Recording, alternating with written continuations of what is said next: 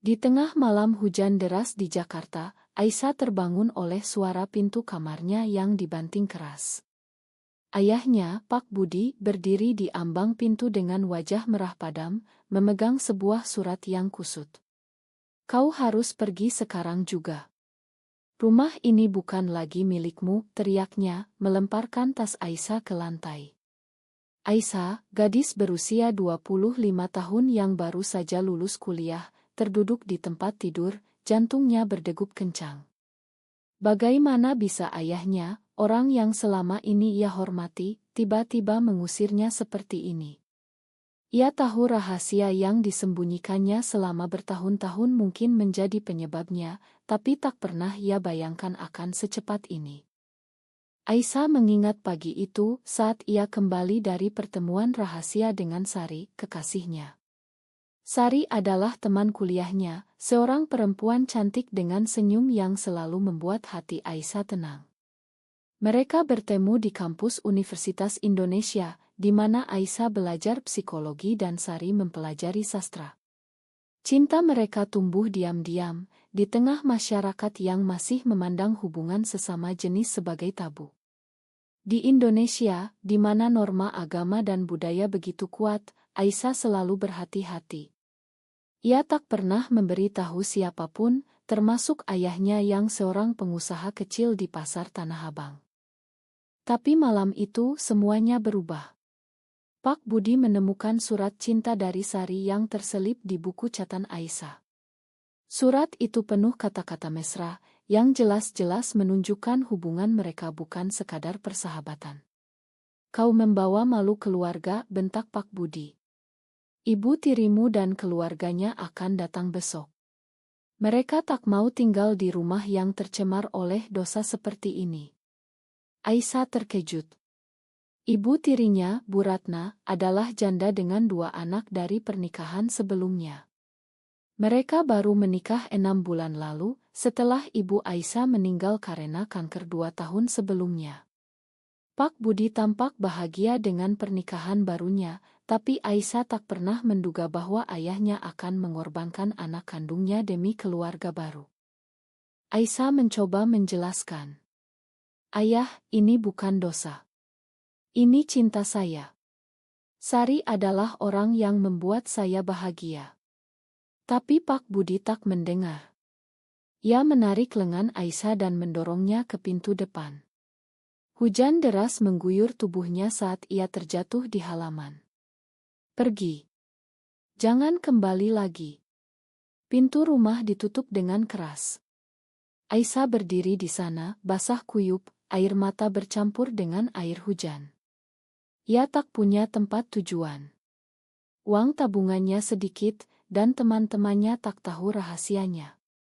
Yang terpikir hanyalah Sari, tapi apakah ia bisa membebani kekasihnya dengan masalah ini? Malam itu, Aisyah berjalan menyusuri jalan raya yang banjir, menuju apartemen kecil Sari di kawasan Kemang. Setiap langkah terasa berat, pikirannya dipenuhi konflik batin. Apakah ia salah mencintai Sari?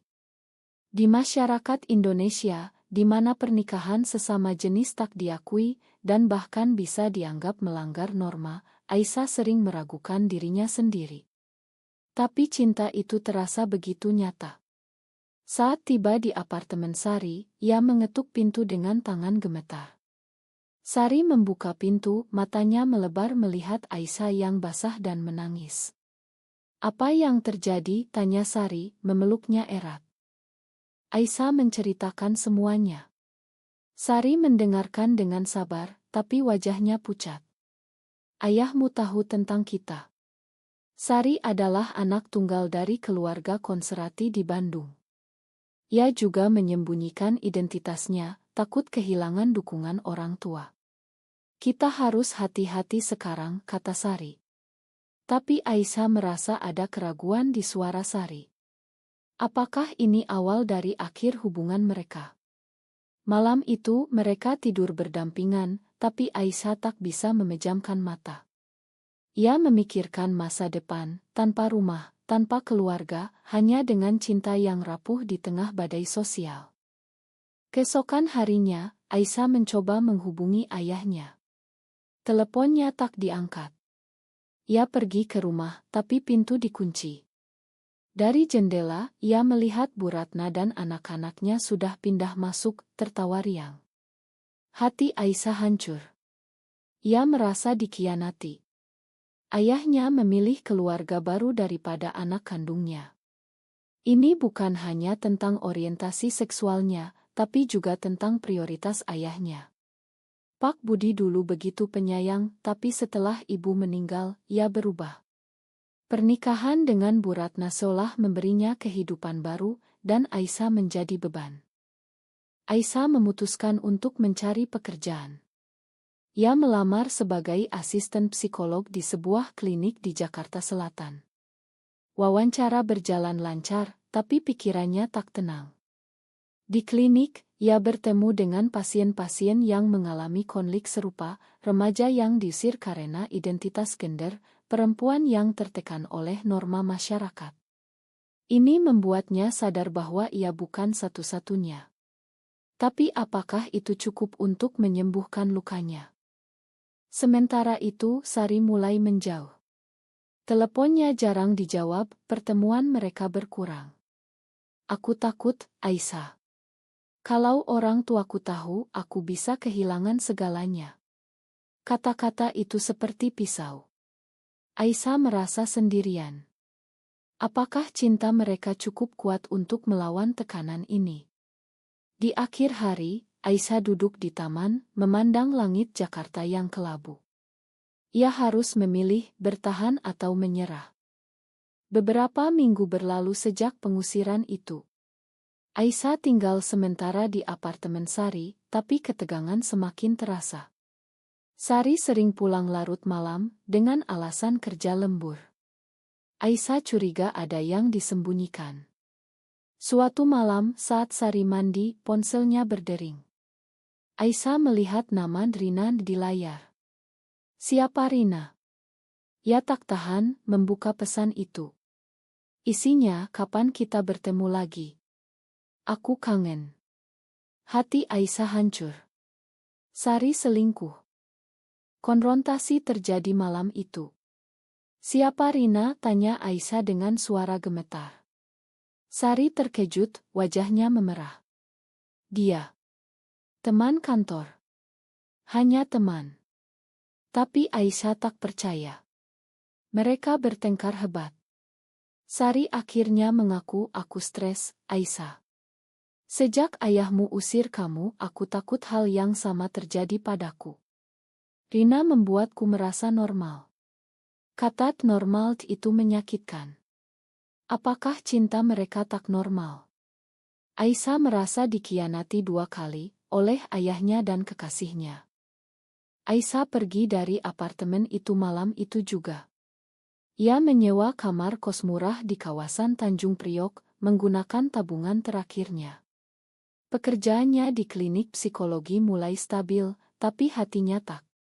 Setiap hari, ia mendengar cerita pasien tentang diskriminasi terhadap komunitas LGBT di Indonesia.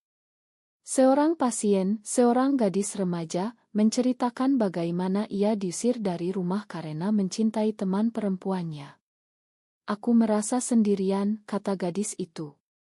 Aisyah menjawab, kau tidak sendirian. Tapi dalam hati, ia merasa hipokrit. Sementara itu, di rumah Pak Budi, situasi tak lebih baik. Bu Ratna mulai menunjukkan siat aslinya.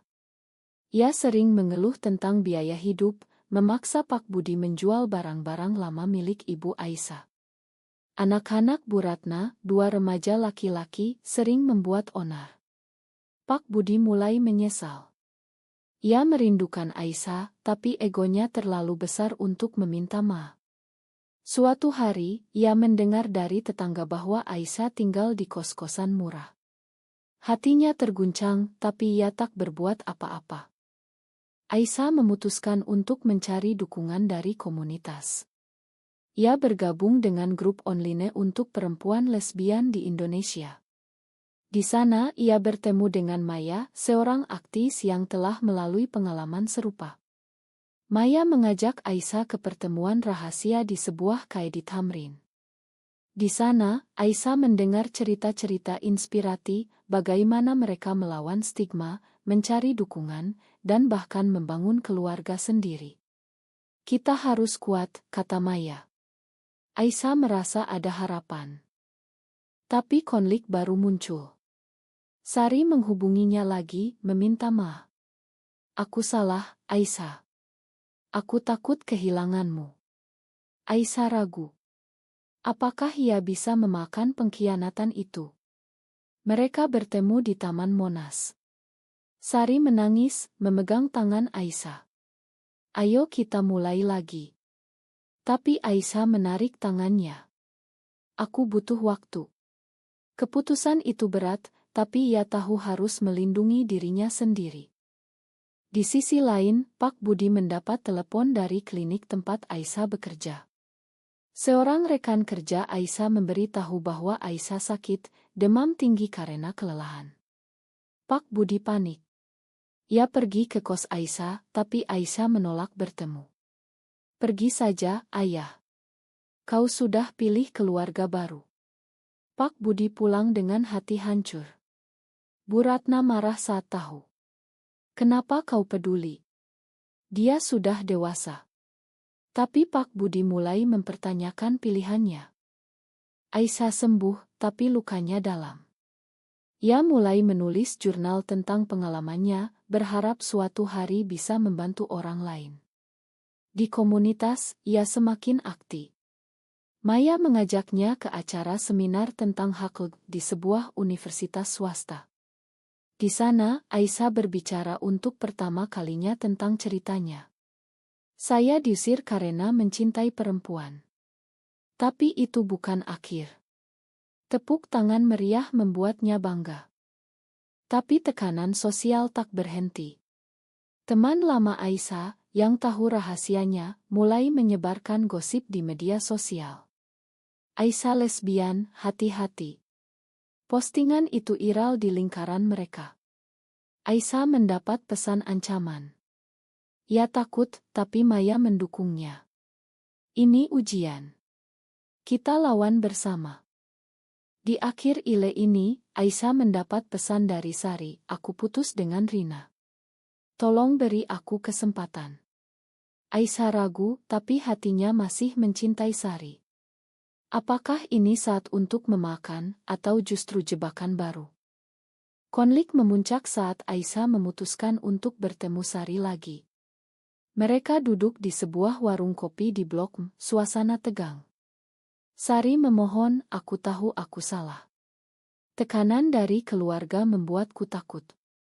Aisyah mendengarkan, tapi ingatan tentang pengkhianatan itu masih menyakitkan. Bagaimana aku bisa percaya lagi, tanyanya. Sari menjawab, aku akan buktikan.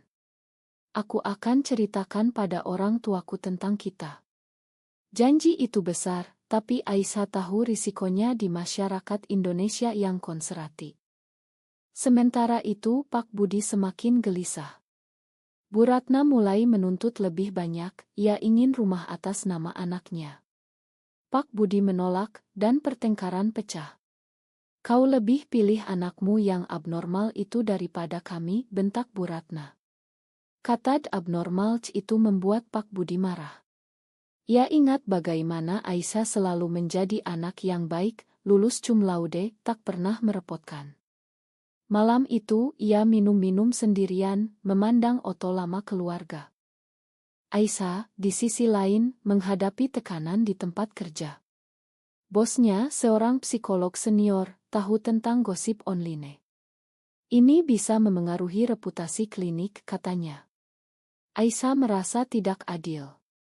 Apakah orientasi saya memengaruhi kemampuan saya? Bosnya diam, tapi Aisyah tahu posisinya rawan. Ia memutuskan untuk mencari pekerjaan baru, mungkin di Ngo yang mendukung Hakud. Maya menjadi teman dekat Aisyah. Mereka sering bertemu, berbagi cerita. Maya menceritakan bagaimana ia kehilangan pekerjaan karena identitasnya, tapi bangkit lagi sebagai aktivis. Kita harus berjuang, kata Maya. Aisyah terinspirasi. Mereka merencanakan kampanye kecil di media sosial tentang cerita nyata korban diskriminasi. Tapi tragedi datang tiba-tiba. Sari memberi tahu orang tuanya tentang hubungan mereka. Reaksi buruk, ayah Sari marah besar, mengusirnya dari rumah di Bandung. Sari datang ke Jakarta, menangis di pelukan Aisyah. Aku tak punya tempat lagi. Aisyah memeluknya, tapi dalam hati ia merasa bersalah. Apakah janjinya memaksa Sari melakukan ini? Mereka tinggal bersama di kos Aisyah, tapi ruangan sempit membuat ketegangan meningkat. Pak Budi mendengar tentang Sari dari tetangga lama. Ia marah, tapi juga khawatir. Ia pergi ke kos Aisyah, membawa makanan. Aku minta maaf, katanya. Aisyah terkejut. Kenapa sekarang?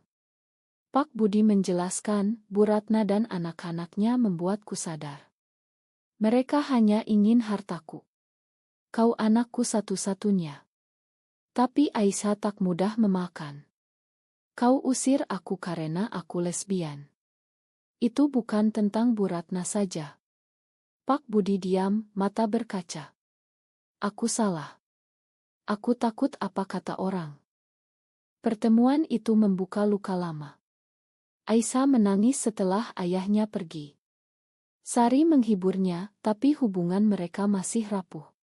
Sari mulai mencari pekerjaan, tapi depresi menyerangnya. Ia sering murung, menyalahkan diri sendiri. Aisyah mencoba membantu, tapi ia sendiri lelah. Di komunitas, Aisyah dan Maya mengadakan pertemuan besar. Puluhan perempuan datang berbagi cerita. Satu cerita menyentuh seorang ibu yang menerima anak lesbiannya setelah bertahun-tahun konflik. Itu memberi harapan pada Aisyah. Tapi di luar, demonstran anti-LGBTQ berkumpul, meneriakkan slogan.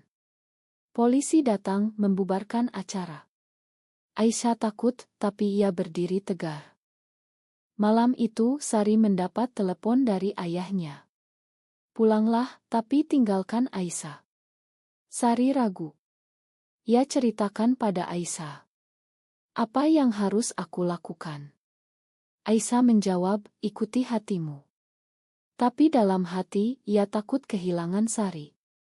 Keputusan Sari akan menentukan segalanya. Pak Budi memutuskan untuk bercerai dari Bu Ratna. Prosesnya rumit, tapi ia ingin memperbaiki hubungan dengan Aisyah. Ia mengirim pesan, rumah ini milikmu lagi. Aisyah membaca, tapi tak balas. Apakah itu cukup? Keputusan Sari datang seperti bom. Aku akan pulang ke Bandung, katanya pada Aisyah. Ayahku sakit, aku tak bisa tinggalkan dia. Aisyah terpukul. Dan kita? Sari menangis. Kita harus berpisah sementara. Aku tak kuat melawan semuanya sekarang. Pengkhianatan kedua ini lebih menyakitkan. Aisyah merasa ditinggalkan lagi. Ia marah, tapi juga mengerti. Tekanan keluarga di Indonesia begitu kuat, terutama di keluarga tradisional seperti milik Sari. Aisyah sendirian lagi. Ia fokus pada pekerjaan dan komunitas. Maya menjadi penopangnya. Kau kuat, Aisyah. Jangan biarkan ini hancurkanmu. Mereka merencanakan acara besar, webinar tentang kesehatan mental di kalangan LGBT. Aisyah menjadi pembicara utama. Di depan kamera, ia ceritakan kisahnya, pengusiran, pengkhianatan, dan perjuangan. Ribuan penonton, banyak yang mendukung, tapi juga hujatan. Pak Budi menonton webinar itu. Ia terkejut melihat Aisyah begitu berani. Ia pergi ke kos Aisyah lagi, kali ini dengan tekad. Aku cerai dari Bu Ratna. Rumah kosong sekarang. Pulanglah. Aisyah ragu. Kenapa aku harus percaya? Pak Budi menjawab, karena aku belajar. Aku baca tentang LGBT. Itu bukan pilihan, itu bagian dari dirimu. Kata-kata itu menyentuh. Untuk pertama kalinya, ayahnya mencoba memahami. Aisyah memutuskan untuk pulang, tapi dengan syarat, ayahnya harus mendukung identitasnya. Pak Budi setuju. Mereka mulai membangun hubungan baru. Pak Budi bahkan ikut acara komunitas, meski malu-malu. Tapi masyarakat sekitar bergosip. Tetangga menjauh, bisnis Pak Budi menurun. Ini harga yang harus dibayar, kata Pak Budi. Sari menghubungi Aisyah dari Bandung. Aku rindu kamu. Tapi Aisyah sudah move on, kita sudah berakhir. Sari menangis, tapi Aisyah tegas. Ia mulai dekat dengan Maya. Maya yang lebih dewasa memberi kenyamanan. Mereka berciuman pertama kali di sebuah pantai di Anyer, di bawah matahari terbenam. Cinta baru ini terasa lebih kuat, karena dibangun atas pengalaman bersama. Tapi konflik tak berakhir. Mantan Sari, Rina, muncul kembali. Ia hubungi Aisyah, katakan bahwa Sari bohong. Dia tak pernah putus denganku. Aisyah terkejut, tapi tak percaya. Ia konfrontasi Sari, ia telepon. Sari mengaku itu masa lalu. Tapi kepercayaan hilang. Aisyah putuskan hubungan sepenuhnya. Di rumah, Pak Budi sakit. Dokter bilang stres. Aisyah rawat ayahnya, ingat masa kecil. Makan aku, nak, kata Pak Budi. Aisyah memakan, tapi luka tetap ada. Ini membuatnya sadar tentang mautun och, apakah memakan berarti melupakan. Komunitas Aisyah berkembang. Mereka adakan demonstrasi damai di depan gedung tuntut hak sama. Media liput, tapi juga kontroversi. Aisyah dapat ancaman mati. Ia takut, tapi Maya bilang, ini perjuangan kita. Di puncak, Aisyah dapat tawaran kerja di Go Internasional. Ia harus pindah ke Bali. Keputusan berat, tinggalkan ayah atau kejar mimpi. Ia pilih pergi, tapi janji kunjungi ayah rutin. Di Bali, Aisyah mulai hidup baru. Pekerjaan di Go memberinya tujuan, membantu korban diskriminasi di seluruh Indonesia. Maya ikut pindah, hubungan mereka semakin dalam. Mereka tinggal di sebuah ila kecil di Ubud, dikelilingi alam yang tenang. Tapi kenangan Jakarta tak hilang.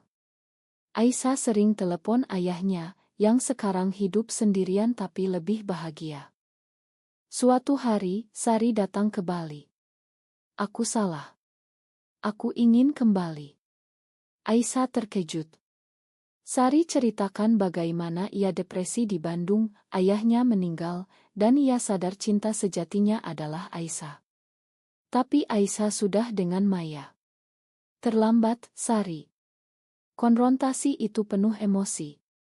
Sari pergi dengan hati hancur, tapi Aisyah merasa bebas. Pak Budi datang kunjungi Aisyah. Ia bangga melihat putrinya. Kau telah mengajariku banyak. Mereka bicara panjang tentang masa lalu. Pak Budi akui kesalahannya, memilih keluarga baru demi menghindari kesepian, tapi kehilangan yang lebih besar. Aisyah makan sepenuhnya. Tapi masyarakat tak berubah semudah itu. Di Bali, Aisyah hadapi diskriminasi, pemilik ila tolak perpanjang sewa karena tahu hubungannya dengan Maya. Mereka pindah, tapi ini ingatkan bahwa perjuangan panjang. Aisyah tulis buku tentang pengalamannya. Buku itu terbit, jadi bestseller di kalangan muda. Banyak yang terinspirasi, tapi juga kritik dari kelompok konservatif. Debat nasional pecah, apakah pantas hak sama? Di akhir, Aisyah berdiri di panggung konferensi internasional di Jakarta. Ia ceritakan semuanya, pengusiran, pengkhianatan, pemaan, dan kemenangan. Cinta tak kenal gender. Tapi masyarakat harus berubah. Kembali ke Bali, Aisyah dan Maya duduk di pantai. Apa selanjutnya? Tanya Maya. Aisyah jawab, kita lanjutkan perjuangan. Apakah memakan pengkhianatan selalu benar? atau terkadang kita harus melepaskan untuk maju.